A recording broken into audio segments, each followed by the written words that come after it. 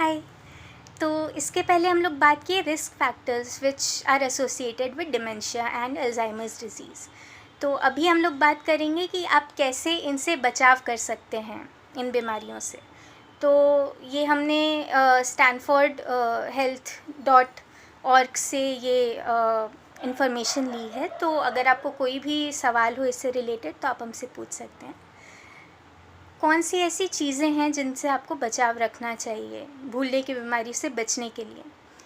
So first and foremost you need to quit smoking and you need to quit alcohol. यानी आपको शराब और धूम्रपान दोनों से अपना पीछा छुड़ाना है, जिससे कि आपको डिमेंशिया ना हो आगे चल के। और फिर उसके बाद है कि अगर आप, जैसे कि हम पिछले वीडियो में बोले थे, अगर आपको दिल की बीमारी है या हाइपरटेंशन है या डायबिटीज़ है तो आपको उन चीज़ों को कंट्रोल में रखना है। फिर आता है डाइट। तो डाइट, बैलेंस डाइट की हमने बात की पिछले वीडियो में, और फॉलिक एसिड लेने की बात की हमने। साथ ही साथ विटामिन सी और विटामिन ई का अगर हम लोग एक साथ सेवन करते हैं तो that decreases the chance of having dementia by 20%। मतलब ये लेने से 20% चांस कम हो जाएगा आपका कि आपको आगे चल के डिमेंशिया होगा। तो विटामिन सी और विटामिन ई आप ले सकते हैं रोज़। और विटामिन सी के लिए जो घरेलू चीज़ है वो, जैसे घर पे नींबू खाएं खाने के बाद, खाने के साथ, और साइट्रस फ्रूट्स जैसे ऑरेंज हुआ, संतरा, वो खाइए। फिर उसके बाद एक्सरसाइज हर चीज़ में ज़रूरी है, वैसे ही इसमें भी। तो हर हफ्ते कम से कम 150 मिनट एक्सरसाइज आपको करना है। Moderate aerobic exercise, moderate aerobic में क्या आता है? साइकिलिंग करना या थोड़ा तेज़ चलना, ब्रिस्क वॉकिंग जिसको कहते हैं। मतलब ऐसी स्पीड में चलना कि आपके बिना सांस फूले आप फ़ोन पे बात कर पाएँ। तो आपको इस स्पीड से चलना होता है।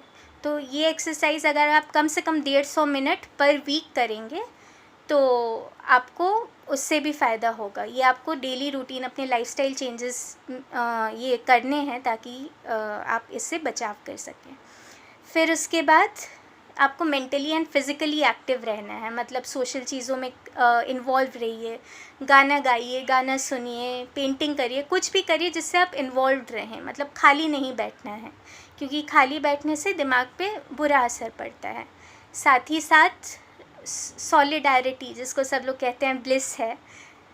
सही बात है, अकेले रहना एक अलग तरह का मज़ा है, लेकिन फिर भी लोगों के साथ रहना बहुत ज़रूरी है, क्योंकि वो आपके मन को अच्छा रखता है।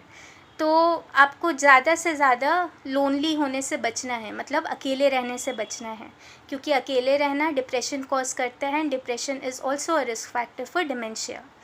तो आपको जितना हो सके लोगों के साथ इन्वॉल्व रह के चलना है। फिर सीडेंट्री लाइफस्टाइल हमने बताया ही, आपको एक्सरसाइज करना है।